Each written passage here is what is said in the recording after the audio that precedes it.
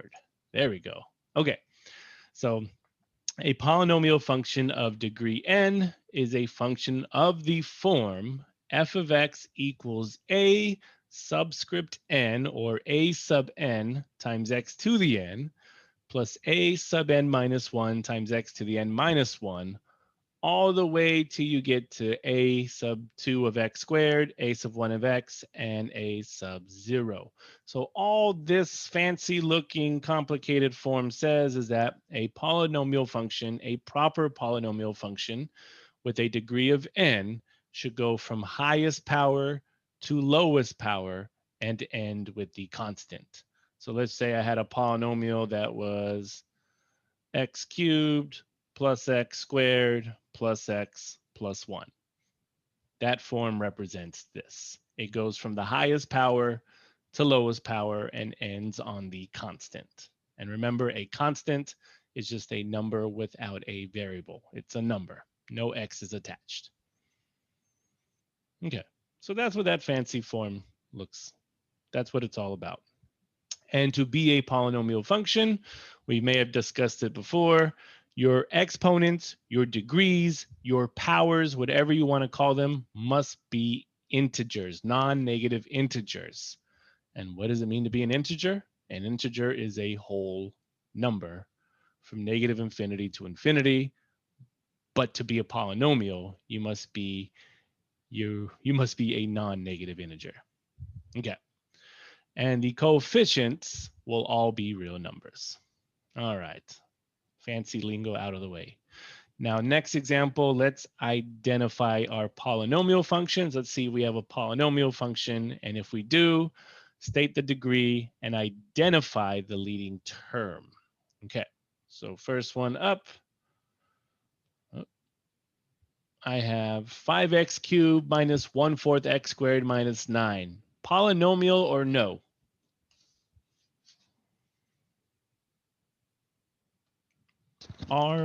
You said only whole numbers, right? Well, the exponents have to be whole numbers. Oh, then The yes. coefficients just have to be real numbers.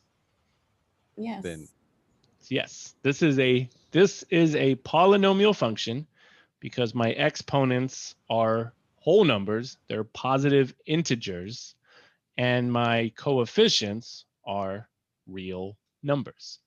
Doesn't matter if my coefficient is 1/4.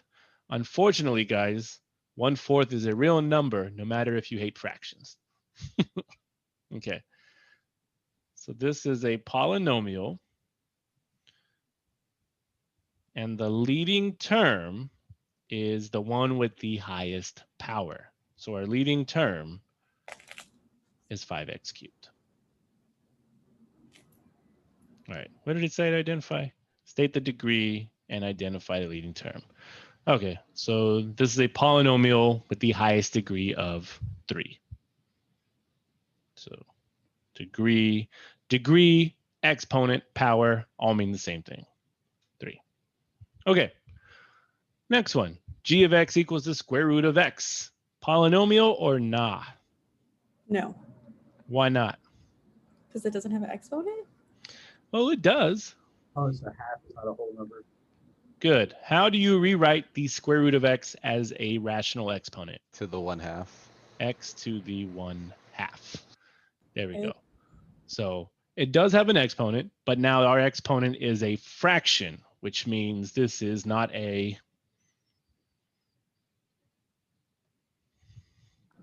it's not a polynomial. This is a radical function, right?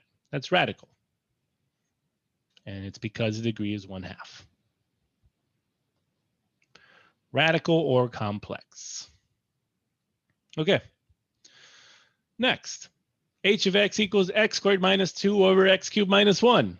Polynomial or not? Yes. Does this function look like that? No. No, because it's a what? Fraction. It's a fraction. And what is the fancy word for fraction? She's a rational. There you go. This is a rational function. There you go. or she was being rational or irrational. Okay. Now the last two, and I say the last two, f of x equals 9 and f of x equals 0. Polynomials or not? I think the 9 is, but the 0 isn't. What's so different about 9 and 0? 9 is basically like raised to the first power, right? And then 0 is raised to the, wait. So the coefficient is not, it's not supposed to be equal to 0. So that f of x equals 0 is a 0 coefficient. And then f of x of 9 is 9 times x to the 0. So that should be fine because that's. Hey, all right, we're getting somewhere. I like that. Good. So this one's tricky. Don't hate on 0 and don't hate on 9. These are called the zero polynomial functions. And it's because, who was that? Was that Pete? Yes. Yes, it's because these can be rewritten as 9x to the 0th and 0 times x to the 0th. And these are called the zero polynomial functions because if I were to graph these, what would their graph look like? Horizontal lines. There you go. This would be the graph of f of x equals 9 or y equals 9. And then for 0, this would be the graph of y equals 0. And the reason we're considering these zero polynomial functions is because there's one thing we know about polynomials. The domain of all polynomial functions is all real numbers. And guess what the domain of the zero polynomial function is? It is as well all real numbers. Because where are these tails headed? To infinity and beyond? Well, close. Negative infinity and then infinity and beyond. So these are called your zero polynomials. And what is any number raised to the 0th power? 1. 1. 1. Good. Very good. My Cal 1 students would say 0, and I'd be like, get out of my class. Okay. All right. So there you go. This is what it means to be a polynomial function. Your degrees must be whole positive numbers, non-negative integers. The only exclusion is probably those zero polynomials. But 0 is, it's an integer, but 0 is neither negative or positive, right? 0, 0. Okay. So f of x equals 0 is a polynomial? x to the 0th, right? Yeah, x to the 0, but x to the 0 is not a polynomial though, right? Yeah. 0, x is 0 is still a polynomial. Okay, that a sub n not equal to 0 is throwing me off because I figured Yeah. that's No, you got it. Yeah. There's an exception with the zero polynomials. a polynomial. Okay. Okay. All right. Okay, so the next thing we're going to do is figure out the way a polynomial opens on a graph. Does a polynomial open up? Does a polynomial open down? Does a polynomial open top left, bottom right on a graph? Or does a polynomial open top right, bottom left on a graph?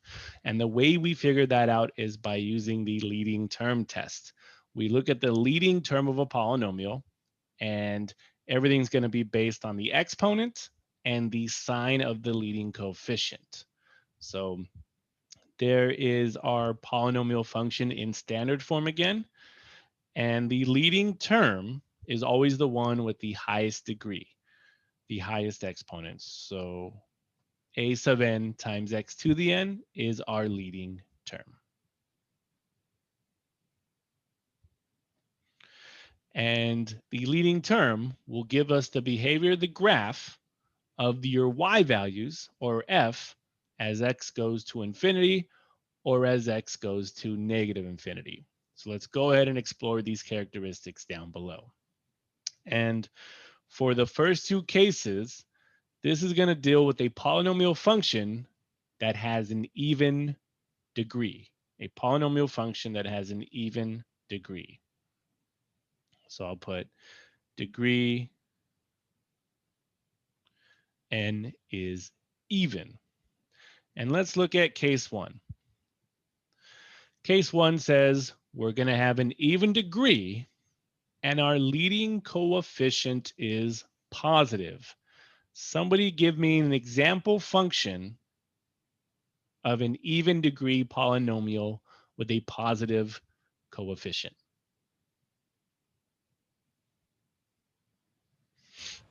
X squared. X squared. Did you say 2x squared? All right, that works. 2x squared. So if we look at this function, the leading coefficient is positive and the exponent is even. Now, based on our graphs of quadratics from 4.3 and 4.5, if you have a positive coefficient and your degree is even, which way will your graph open? Will it open up or open down? Up. Your graph will open up. So again, this is all about the end behavior. I'm not filling anything in the middle. All we are determining is how your graph will open. Will it open up? Will it open down? And this can go for any even degree. This could go for x to the 4th, x to the 6th, x to the 100, as long as your exponent is even. I could even put any coefficient I wanted. I could say 5. I could say 101. I could say 2000x to the 100. As long as the coefficient is positive and your degree is even, your end behavior will always open up. Okay. Now down below, it just wants us to look at the behavior of our tails above. So down here. So this wants us to look at the behavior on the left side of the graph and the right side of the graph. So look at the left side of the graph. Where are your y values headed? Infinity as x approaches negative infinity. Very good. It goes to positive infinity as x is headed towards negative infinity. Now look at the right side of your graph. Where are your y values headed again? Positive infinity with the Yeah. x values going to positive infinity. That's it, guys. That is the behavior of those tails. That's it. Okay. Now, case 2 is for an even degree polynomial with a negative leading coefficient right here. Negative, positive. So what is an example of a negative polynomial function that has an even degree? Negative x squared. That's it. Or how about I just put negatives in front of all those? Whoops, not there. There we go. I just made all of them negative. So now we have a negative polynomial with an even degree. And if there's a negative in front, think of transformations. Your tails will now open which way? Down. Down.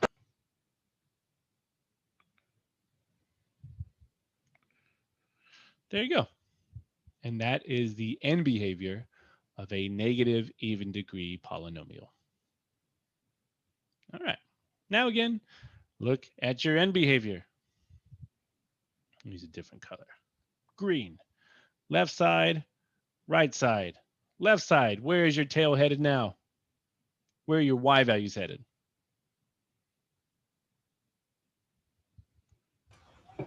Negative infinity. As x goes where? To negative infinity. There you go. Look at your right side. Where are your y values headed? Negative infinity again. But this time as x goes to Positive infinity. positive infinity. There we go. All right. So even degree polynomials. If you have an even degree and you're positive, you open up.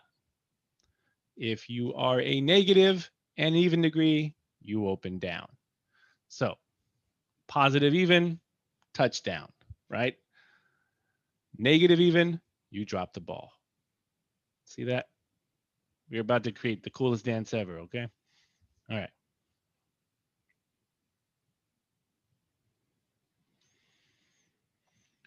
Okay. And guess what? The next two cases are when your degree is odd.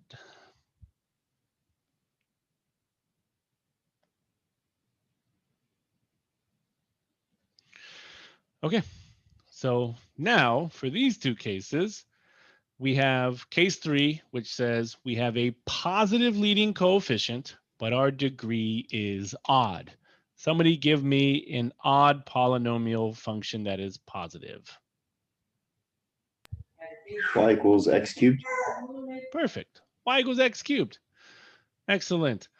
And if you have a positive leading coefficient and an odd degree, your tails are going to open up and to the right, down and to the left. So an positive odd degree function opens top right, bottom left. And then left side, right side. Where is this tail headed? Where are your y values headed? Towards negative infinity. As x also goes towards Negative infinity. negative infinity. Where's those y values headed? Positive, positive, sir. Positive, positive. There we go. And now, case 4 is when you have a negative odd degree polynomial. Well, all we have to do is make it negative now, right? Which means if you think of transformations, the tails are now going to what? Switch. Switch. We go top left, bottom right. There we go. All right. And again, left side, right side. And now on the left side, where are your y values headed? Positive infinity, negative infinity. Nice. And on the right side, where are your tails headed?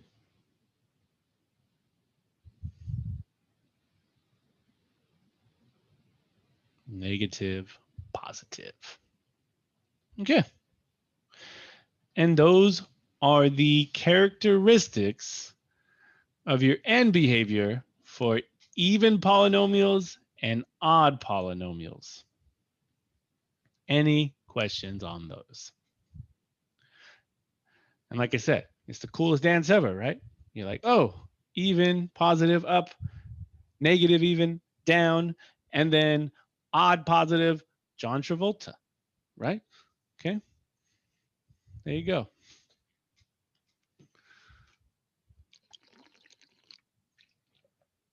Too bad we're not in class, because during test day, students would do the dance while sitting in the chair. They're like, oh yeah. I'm like, what are you doing over there? I was one of those students. I got an A, so don't devalue the dance. There you go. Okay. John So Travolta. we'll reference this page once we start graphing them. I think it's the last two examples. So yeah. But now, like I said, I just showed the end behavior, and now we're going to learn about how to fill in the middle part, how to connect those tails. And this is when we come across the real zeros of a polynomial function. So if f is a polynomial function and r is a real number, then the following statements are equivalent. R is a zero of f. 2, R is a solution or a root of the equation when f of x equals 0. R is an x-intercept of the graph of f, and the point r comma 0 is on the graph of f. And x minus r is a factor of f. Whew. All right. So what this means is that a 0, a solution or a root, and an x-intercept all mean the same thing. And when you find a 0 or a root, you're able to graph it because it's also an x-intercept. So to show you an example of that, let's say I was given a function f of x equals x minus 3 times x plus 2. And I wanted to solve for the x-intercepts, right? So if I ever wanted to solve for an x-intercept, you always set y equal to 0. So if I set these equal to 0, what would my x values be? 3 and -2. 3 and -2. Okay, now these are called my zeros because guess what would happen if I took these x values and plugged them back into the function? They would make the function become what number? 0. 0. Cool. And since the function becomes 0, that means it becomes a true statement, which means it becomes a solution, right? And since we let y equal 0, these become x-intercepts at 3, 0 and -2, 0, which I can plot on the graph. And since these are in the form of x minus r, this means they are also factors of the function. So you see how all that's related? That number 4, that confuses me. I don't understand what that's trying to say. X minus r is a factor of f. So this means that if you're able to factor it, right? Okay, okay, never mind. Now I get it. Get it? Because r is our solution. R is our root. Got it. Got it? Oh, good question. Okay. So just know the relationship. A 0, a solution, a root, an x-intercept are all the same thing. And if you have an x-intercept, a solution, a root, a 0, then from that x-intercept, you have a factor of that function. That's all we're saying here. And it's everything we know. We're just putting more definition behind it. This is stuff we've done for a while now, but now there's more definition to it. Other than, hey, solve for x, let's move on. Okay. Next one. A polynomial function of degree n with real coefficients has at most n real zeros.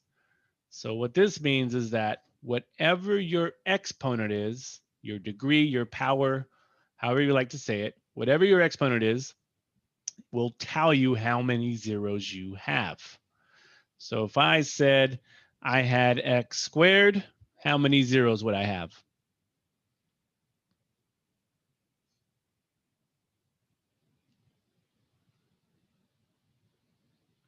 Remember, your exponent tells you how many zeros you have. At most 2. At most 2. If I had x to the 5th, how many zeros would I have? At most 5. At most 5. If I had x to the 100th, how many would I have?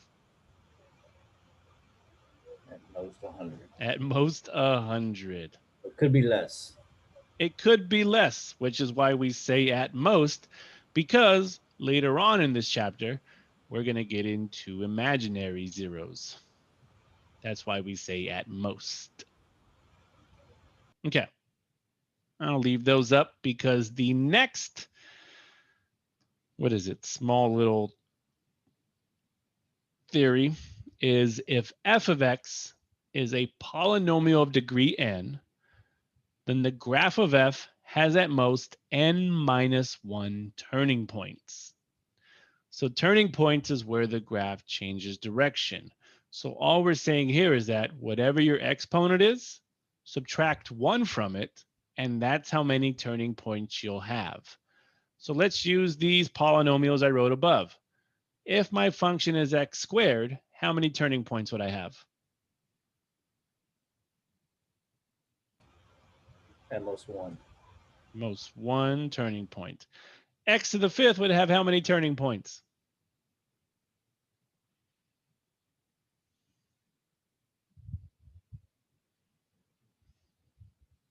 Just subtract one.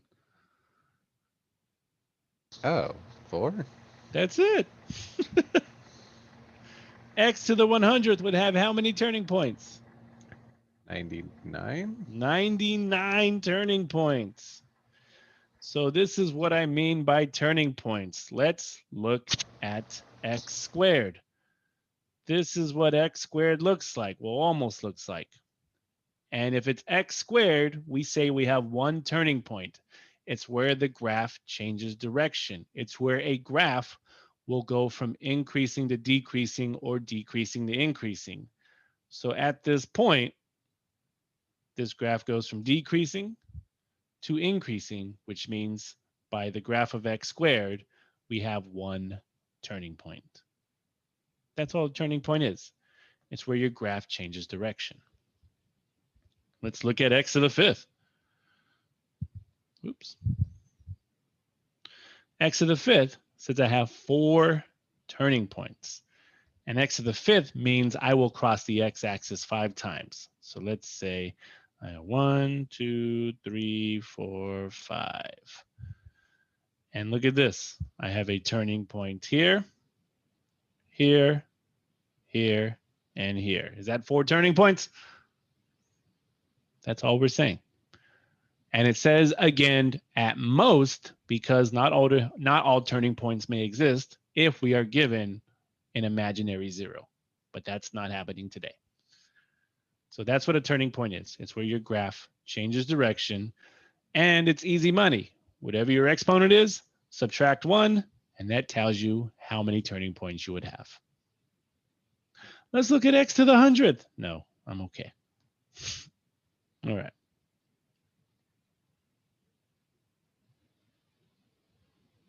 All right. With that being said, let's go ahead and use these definitions above to find a polynomial function from its given zeros. So example 2, find a polynomial function of degree 3 whose zeros are -3, 2, and 5. So this is giving us the zeros, and we have to build the polynomial function from there. So I have -3, 2, and 5. How would I put these back into a linear factor form? How could you write -3?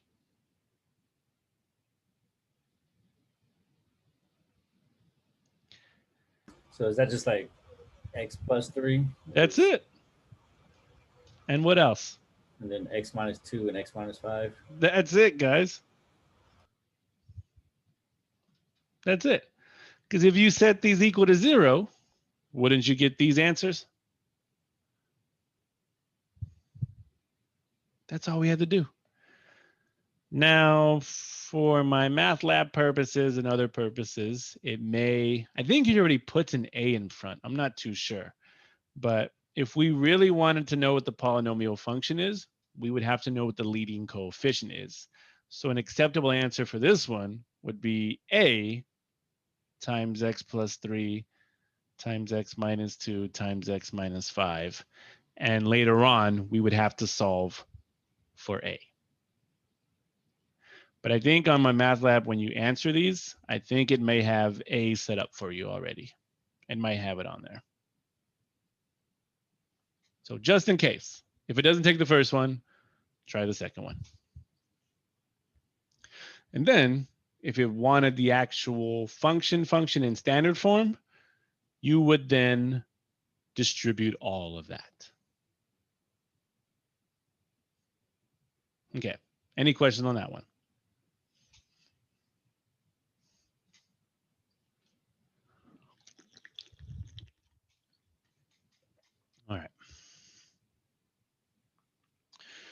Okay.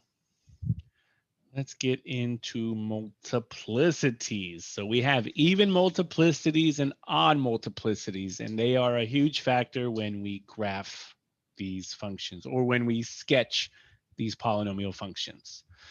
So if the same factor, x minus r to the n, occurs more than once, where n is any whole positive number, then r, the zero, is called a repeated or multiple zero of that function.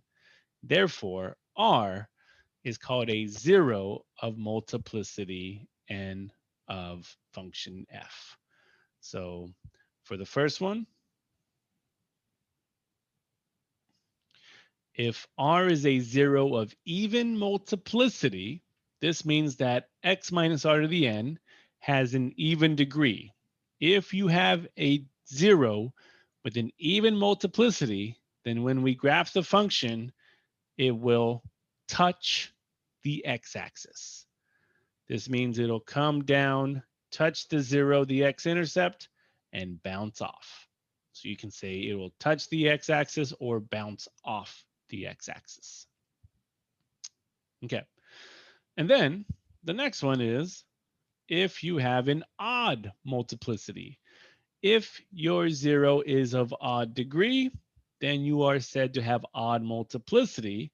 And if you have odd multiplicity, you will cross the x-axis. So zeros with even multiplicity will touch the x-axis and bounce off. Zeros of odd multiplicity will cross the x-axis. Okay.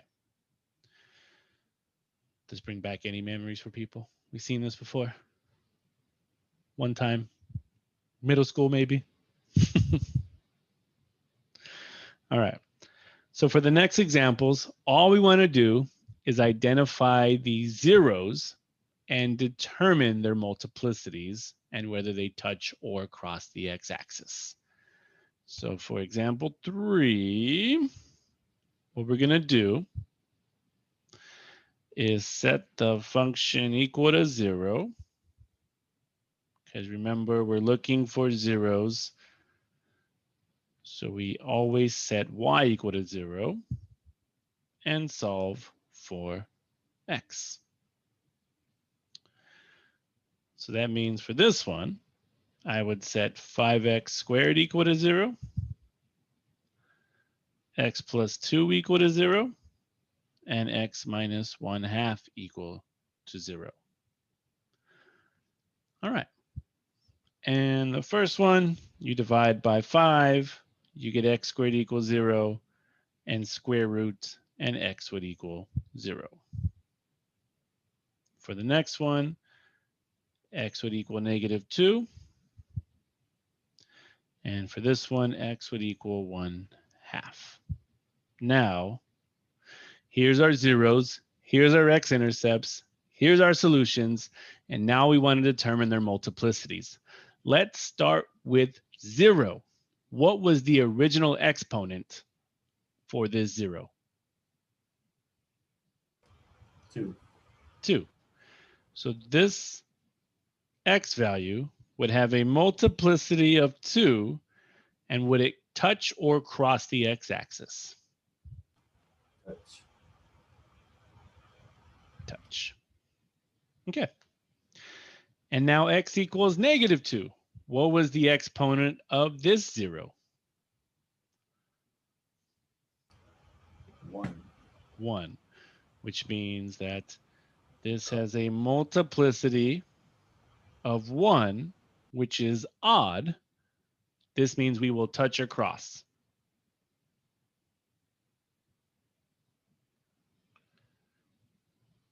Cross. Got it.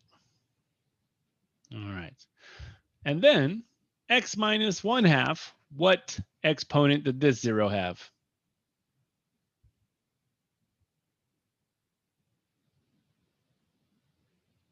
4. 4, which is even, which means we will what? Touch. Touch. There you go. That's all we're doing there. So solve for your zeros, for your intercepts, for your solution, and then determine what the exponent was before, and that will give you the multiplicities of those zeros. Okay. Perfect. Now for example 4, go ahead and try that one out.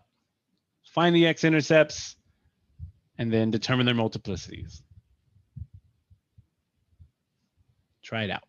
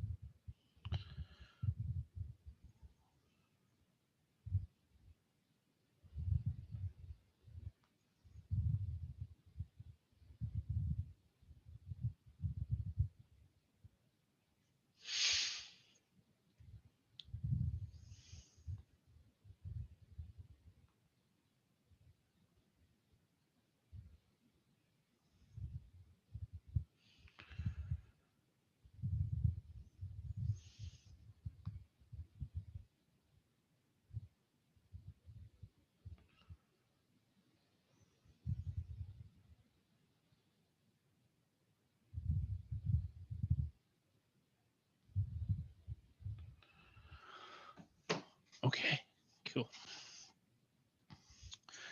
So if you set these equal to 0, you get x equals 0, x equals -2, x equals 2, and x equals the negative square root of 3. So what is our multiplicity on 0?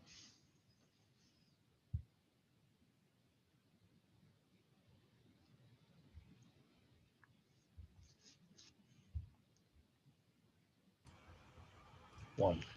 1, which means we Cross. cross. What is our multiplicity on -2 and 2?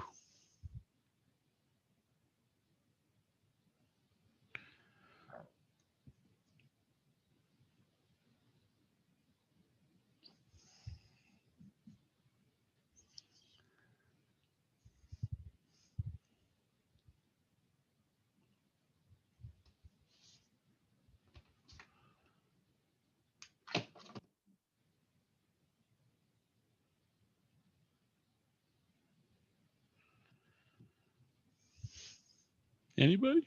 Yes, I see in the chat. 1, which means we'll cross. And what is the multiplicity on the negative square root of 3?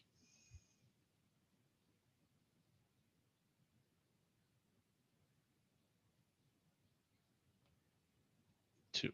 Good. Multiplicity 2, which means we will touch. There you go. So that's multiplicities. Any questions on those two?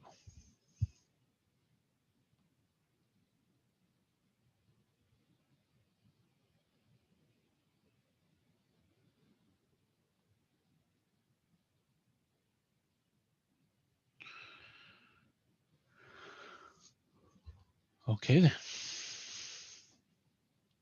Let's move.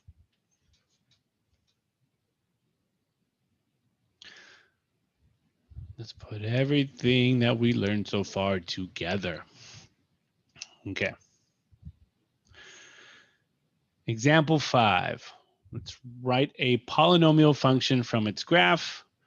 What is the minimum degree of a polynomial function that could have the graph? So we would get this information by how many times we cross the x-axis, or and or how many x-intercepts are there. So how many times do we cross the x-axis?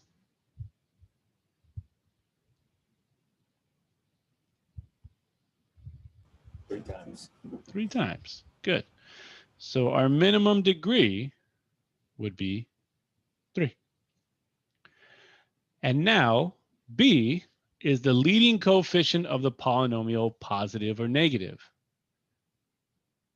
Look at your n behavior. This graph opens top left and finishes bottom right. And our degree is odd. It's Would gotta this be, what is that? even? Well, don't confuse even and odd with being positive or negative. Oh, sorry. So negative. Negative. There you go. So since it opens top left and goes bottom right, and our degree is odd, then our leading coefficient would be negative. Okay. And then C says, what are the x-intercepts? If you can see them, right? My x-intercepts are, looks like negative 1, 0, 1, 0, and 2, 0. All right. There, there, and there. Okay. And then we say, what is the polynomial function? So this means we're going to take the x-intercepts, the zeros, and write them back into factored form. So I'm going to write f of x, and I'm going to start out with a, and now put these x-intercepts back into factored form. What would I write?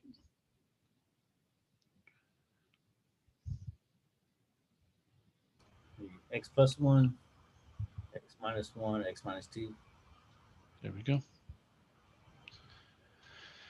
And now we can actually solve for a because we have the graph and we have a point that is given.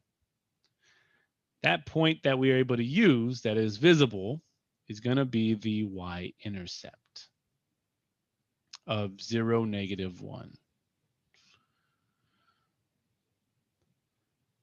So we'll say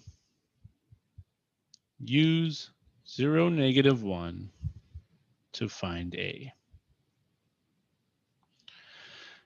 And now this means that to find a, what number will you plug in for all your x values?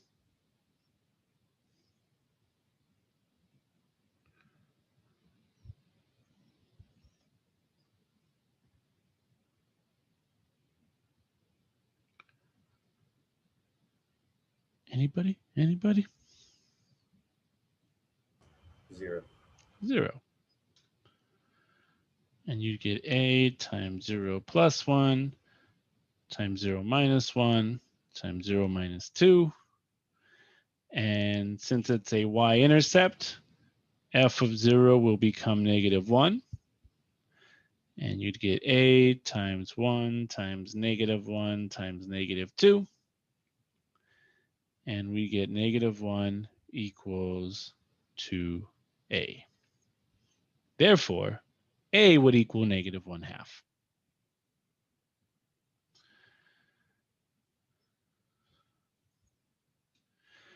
Which means that whatever we found for A actually proves our answer for B, because we said our leading coefficient was going to be negative. Okay. Which means that if we rewrote this, you'd have negative 1/2 times x plus 1 times x minus 1 times x minus 2. And there we go. That is the polynomial function we were looking for.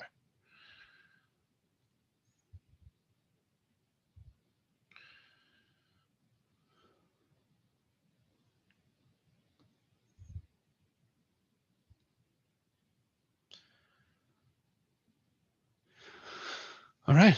Any questions on that process?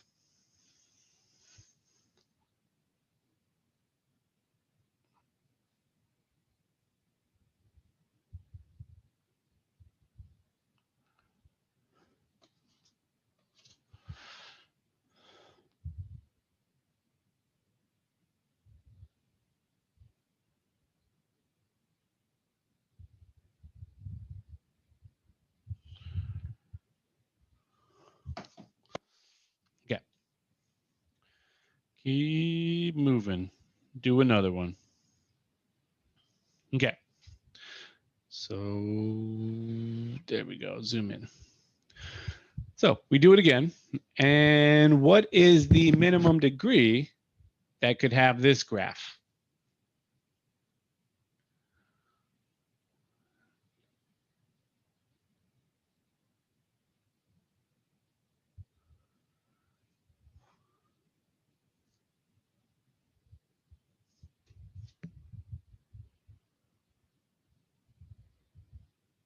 That'd be 5. 5. Good. 1, 2, 3, 4, 5. Why do you say 5? Because there's 4 turns. 4 turns. Oh, good. You're doing it by the turning points. Nice. Also, another way to do it is we see 1. Whoops. We see 1, 2. And what happens at 0, 0? Touches. It touches, which means the smallest even multiplicity is 2. So 1, 2, 3, 4, and 5. But you did it by turning points, even cooler, right?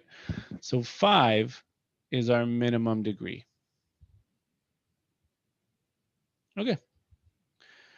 And then look at our end behavior. Do we have a positive or negative leading coefficient?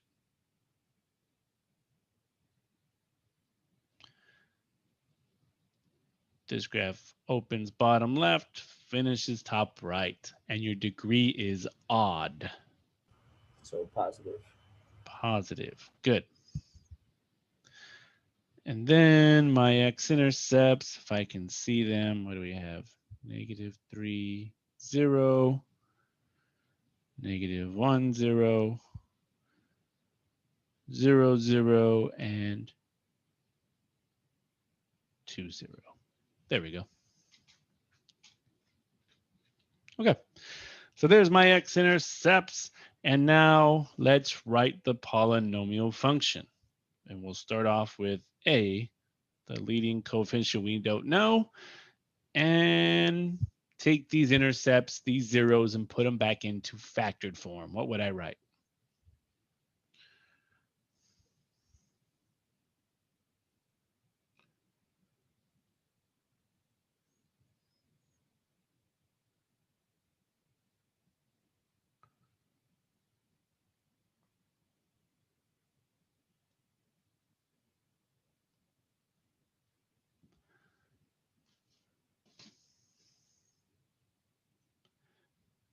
Everyone dead? I think everyone's dead, Carl. Yep. Seems like it.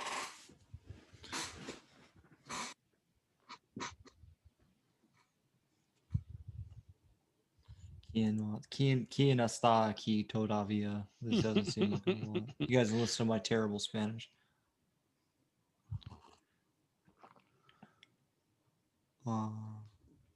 Yeah, I guess they just tired. It's the end of the week, you know. I guess so. Sure, it's Wednesday for them, right? It is Alright, Wednesday, my dudes. Anybody know what I would write for my polynomial? Or maybe they just don't know. Say, I don't know. Wait, that's an option? I don't know. Yeah, I was gonna say I don't know either. Okay. Well, if I have -3, what would that look like? X plus what?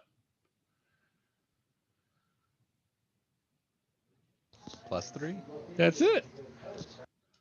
What about -1? I would write X plus 1. 1. Good. What about 0? X? That's it. X. And then what -2? about 2? There you go. See?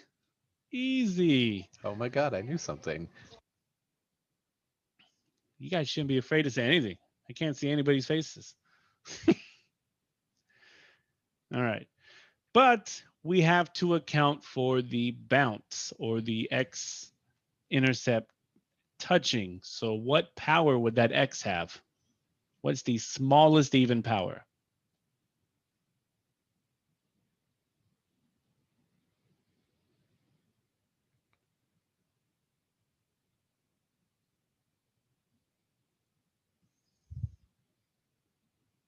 Smallest even power.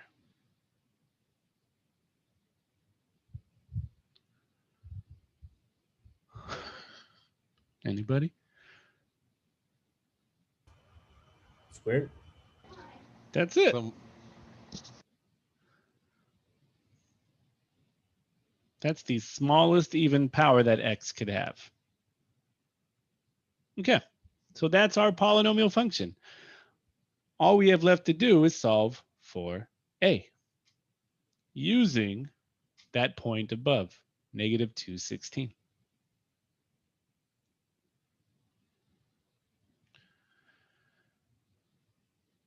So use negative 216 and we'll find A, which means you'll plug in negative 2 for every X.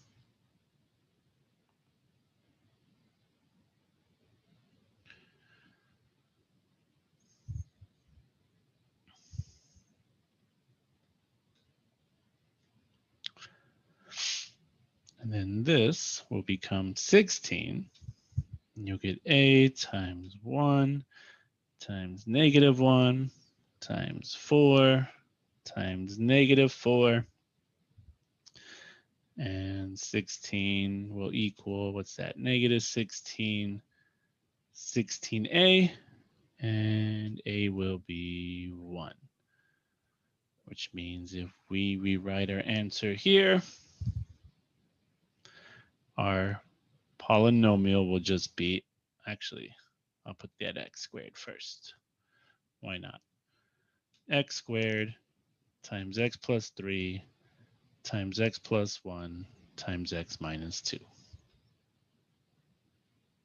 There you go.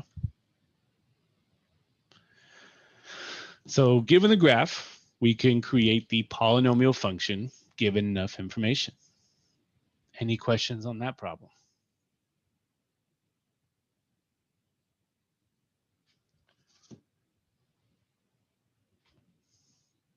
Don't be afraid to speak up. It's your education, not mine. I know for sure I'm going to have more questions once I get to doing this particular portion of the homework. So, Okay. Yeah. So my, right my now, my mind is clicking, but the gears are grinding. All right. Okay. So now, once again, we're going to put everything we learned today. We're going to put all of that to use on these problems, the last two problems. Okay. So number 7. Given the polynomial function, determine the end behavior, intercepts, zeros, multiplicities, turning points, and then sketch the graph. So let's go ahead and start with A, determine the end behavior. So on the first page, to determine the end behavior, we need to know the leading coefficient and the degree, the sign of the leading coefficient. So for this one, let's just say leading coefficient.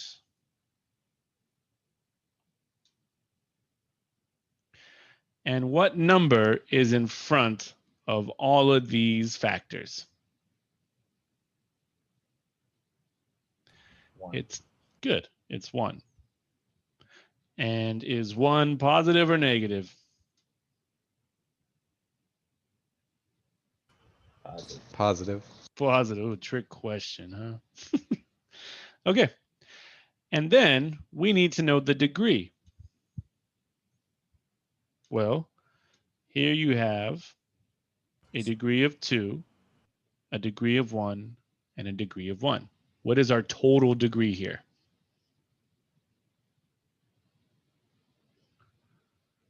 4. 4. And is 4 even or odd?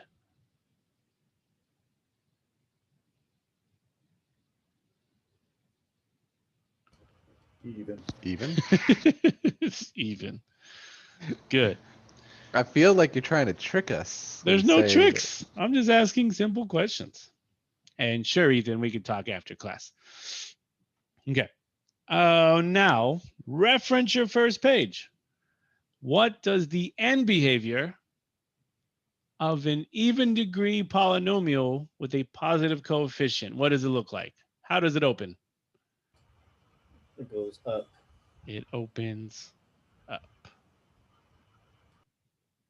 There we go. There's our end behavior. Now we have to figure out the rest, like X-intercepts and Y-intercepts.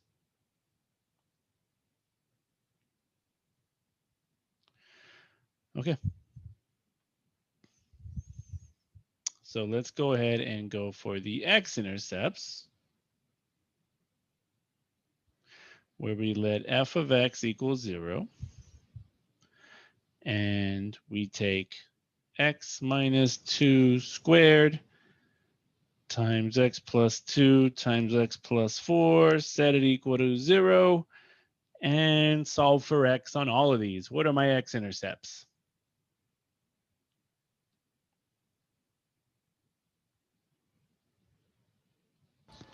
It was We got x 0. equals 2, Oh, -2, and -4. There you go. There's my X-intercepts. 2, 0, -2, 0, and -4, 0.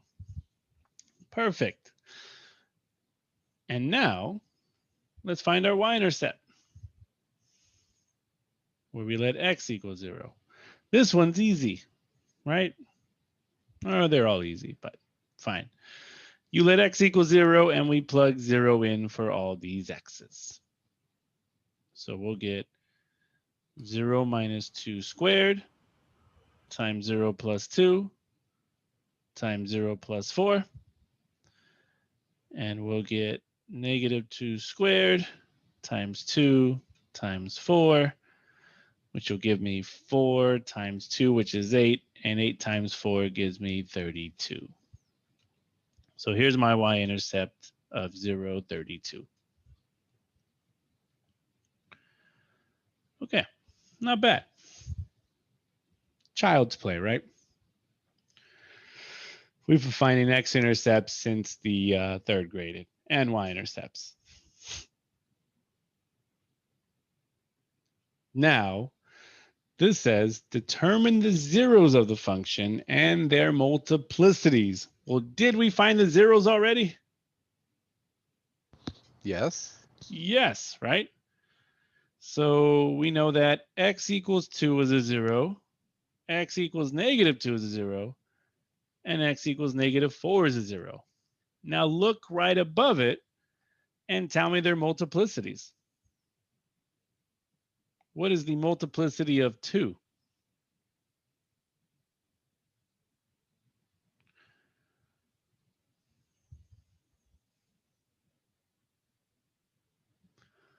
What was the power on that 2 before?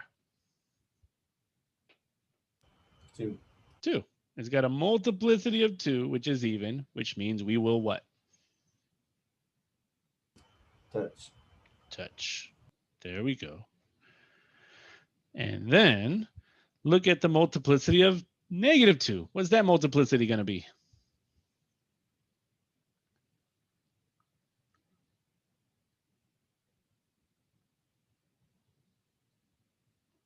One. Good. Which means we will what?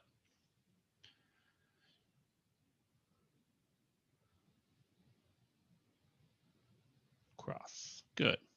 And what is the multiplicity of -4?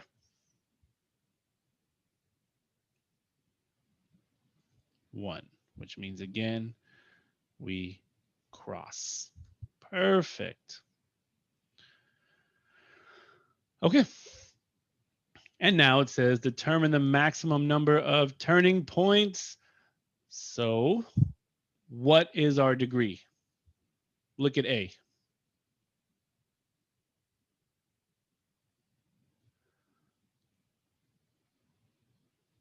And to get your turning points, all you have to do is subtract 1. So how many turning points are we going to have? 1. What? We take our degree and we subtract 1.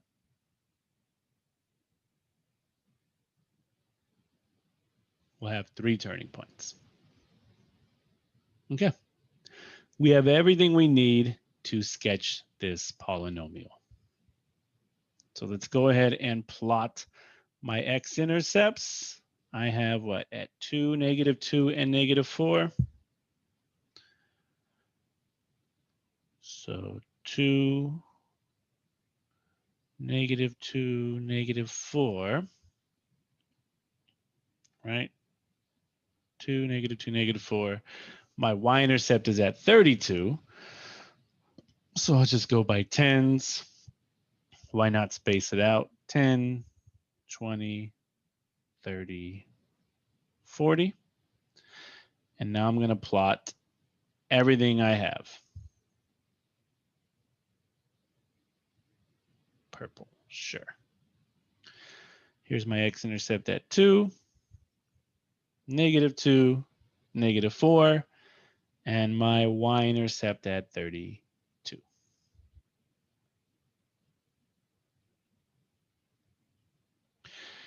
And now we will finish this up by using the end behavior and the multiplicities. So my end behavior says we open up, which means I'm going to start up here somewhere. Like I said, doesn't matter, it's a sketch. And I'm going to come down to -4, and will I cross or touch at -4?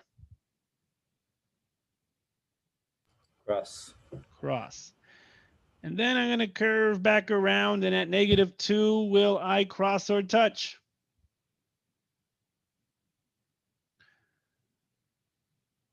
Cross. Cross. That's ugly.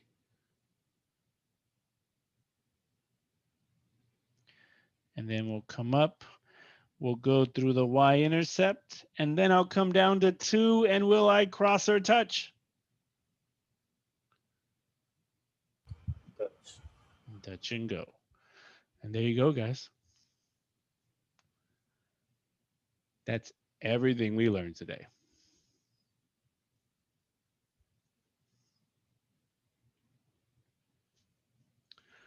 Any questions on that one?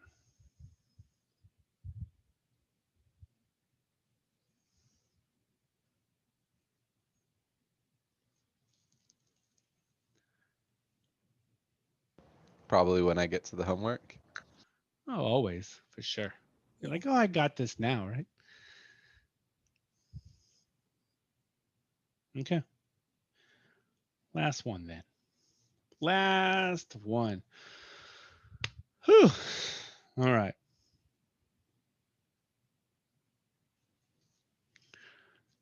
Example 8. Let f of x equal -x to the 5th plus 5x to the 4th plus 4x cubed minus 20x squared. All right, let's start it all over. Whew. What is my leading coefficient?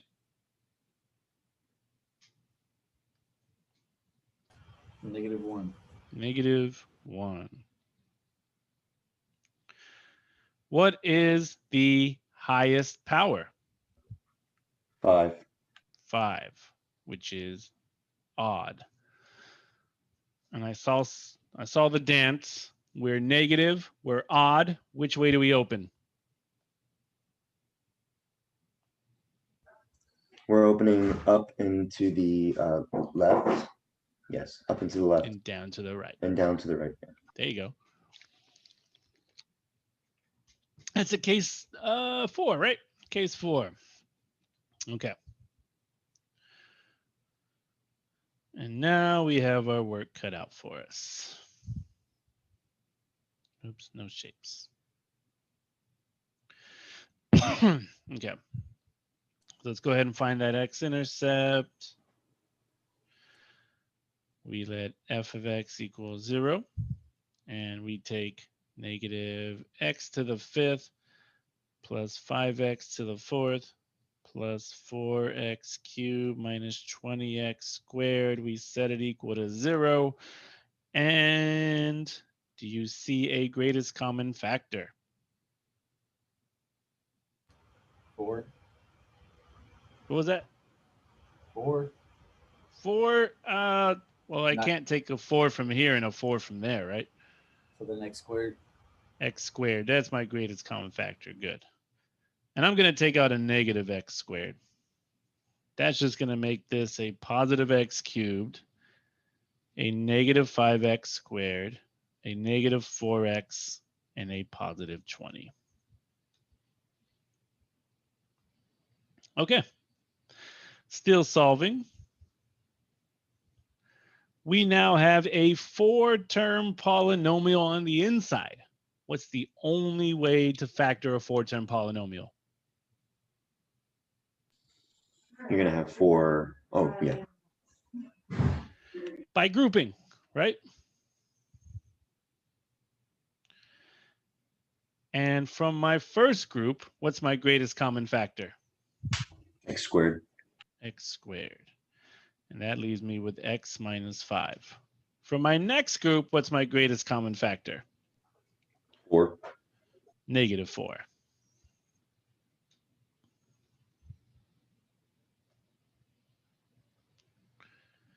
There we go. And then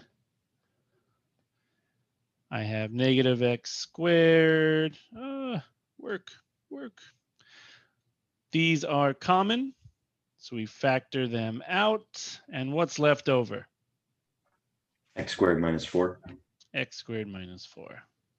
Uh-oh. Come on, computer. All right. Can we factor it one more time? Yes. Yes.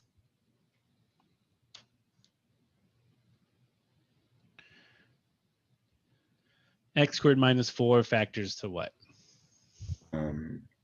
X minus 2x plus 2. There you go.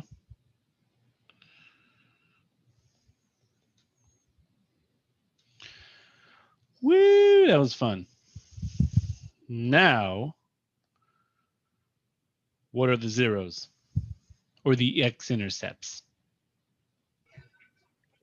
0, 5, 2, negative 2. There you go. Perfect.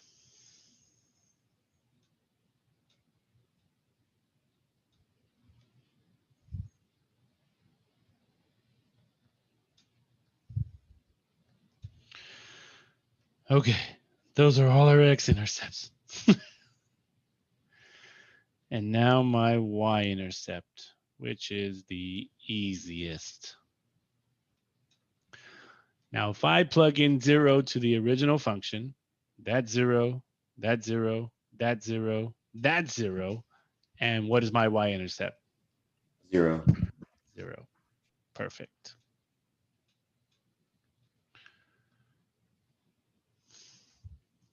Okay. Next is multiplicities. So I will list the zeros again.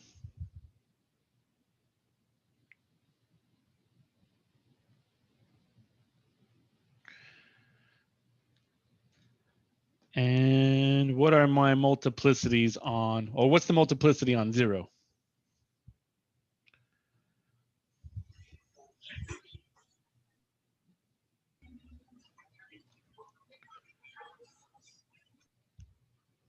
Two. 2, which means we will Touch. And what is the multiplicity on all 3 of these zeros? Ones. 1. So all of these will Cross. cross. Hey, look at that. How many turning points will I have? 5. Always subtract 1. So 4 turning points. And now we're ready to graph. Y-intercept is 0. And yeah, everything's going to fit.